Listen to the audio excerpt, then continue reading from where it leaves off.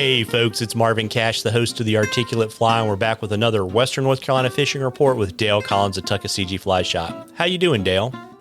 Doing good, Marvin. Good to connect with you again, man. Yeah, absolutely. I hope your spring break was good. It was good. We got out of Dodge for a little bit, but came back and hit the ground running, and it's April, and yeah, it's a good time to be on the water. Yeah, that's what I hear. I looked at your weather, and I mean, I think you got to pop a cold air maybe today, but you've got pretty seasonable temperatures, and I'm hearing reports on social media that the dry fly fishing's off the hook. Oh man, yeah, it is. We've got a little blast of dogwood winter coming in today through tomorrow, midweek here, and it's going to get chilly on the creeks, but I don't think that's going to impact fishing too much. The Tuckasegee fishing fantastic. All the creeks, definitely start on the creeks, dry dropper. I wouldn't even try to take advantage of these conditions and just go dry dropper and try to get that topwater bite. Adams, parachute Adams, getting some yellow Sally activity in the afternoons, yellow caddis, even starting to see the light Cahills coming in the evenings too. So getting to be about that time, man. It's good. Absolutely. And how's the streamer fishing on the Tuck? Streamer fishing is good. They're not really responding to the bright, flashy stuff. It's really kind of the more natural patterns. Nothing too big, like maybe an olive sculpzilla or a black sculpzilla or jawbreaker, something like that. And don't be surprised if you're fishing like that on the Tuck, you find a smallmouth. Yeah, I was just getting ready to ask you about that. How's the spawn in your neck of the woods?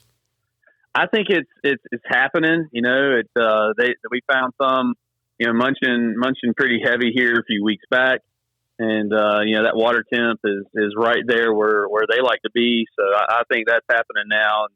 So it's going to shut down for a week or so or two, and then crank back up again as they start eating. Yeah, there you go. And we've got a question from Cameron, and he wanted to know when they're going to be done doing the over-the-top releases on the Nantahala. And he wasn't talking about the wreck releases, but I guess you guys have had water getting pushed over the top of the dam. So the last week of March there, we had a pretty significant rain event, and that filled up a lot of the lakes around here. So Nantahala Lake filled up to, they're all the lakes around here right around 100 feet, and it was right there at the top. So their target was 95, and so they brought it down 5 feet. In order to do that, they were running it out the bottom as well as the top. So if you go to the Duke Energy website and look at lake information, you'll see if you click on the lake, sometimes they'll have messages over there on the right.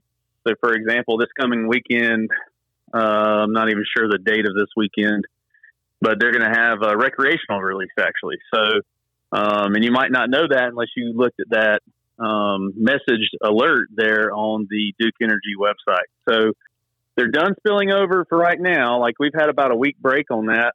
But this weekend they will be doing the recreation release. But then Monday of next week, we should be back to normal. So it should be situation normal returning after this recreation release.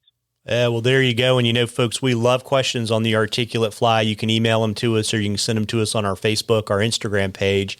If we use your question, I'll send you some Articulate Fly swag, and we will enter you into a drawing for something cool from the shop at the end of the season. And before I let you hop, Dale, and cut some more grass this evening, why don't you let folks know shop hours and all that kind of good stuff? Absolutely. So we are on our spring and summer hours right now. So we're 8 to 5, Monday through Saturday.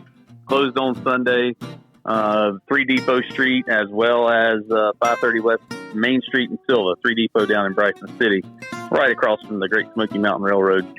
But yeah, tuckflyshop.com, and you can find us on all the social media outlets as well. Yeah, well, there you go. Well, listen, folks, spring in the mountains when the dry fly action is good is special, and you owe it to yourself to get out there and catch a few. Tight lines, everybody. Tight lines, Dale. You too, Marvin.